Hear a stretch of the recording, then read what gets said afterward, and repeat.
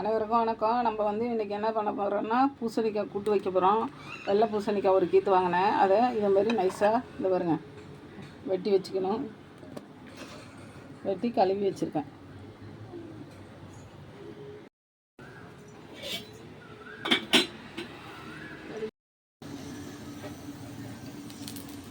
எண்ணெய் சட்டி அடுப்பில் வச்சு நம்ம ஒரு ஸ்பூன் எண்ணெய் ஊற்றிக்கலாம். 1.5 ஸ்பூன் ஊற்றுறேன்.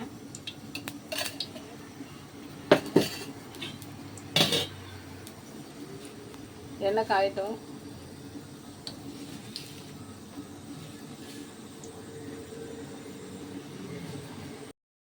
எண்ணெய் காஞ்சிட்டு கடுகு போட்டுக்குவோம். கடுகு புரிஞ்சிட்டு இப்போ வந்து நம்ம வந்து வெட்டி வச்ச வெங்காயம், ஒரு வெங்காயத்தை சேர்த்துக்குவோம்.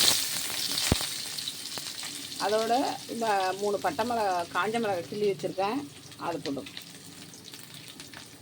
வதங்கட்டும்.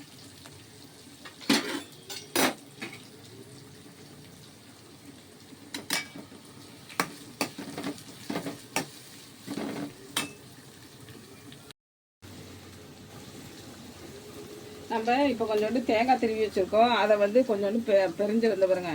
தேங்காய் போதும், ஒரு 1/4 மூடி திருவி வச்சுருக்கேன். அதை மிக்ஸி ஜாரில் போட்டு பெருஞ்சீரகம் போட்டு அரைச்சிட்டு வந்துடும். நான் பெருஞ்சீரகம் சேர்த்துக்கிறேன். நீங்கள் வந்து சின்ன சீரகம் வேணாலும் சேர்த்துக்கலாம்.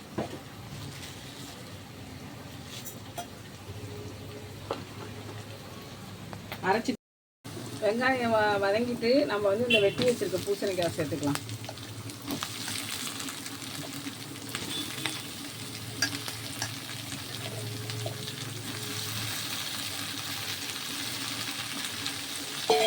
நான் வந்து அதுக்கு தேவையான உப்பு போடுறேன், கல் உப்பு.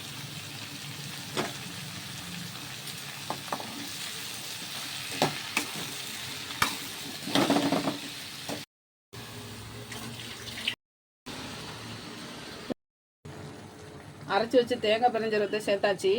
இதேமாரி கூட்டு வச்சு கூட சாப்பிடலாம். நம்ம அப்படி இல்லைனாக்கா மோர் குழம்பு வச்சு சாப்பிடலாம். வெள்ளை பூசணி வந்து உணவில் வந்து நம்ம அடிக்கடி சேர்த்துக்கணும். பொம்பளை பிள்ளைகளுக்கு ரொம்ப நல்லது.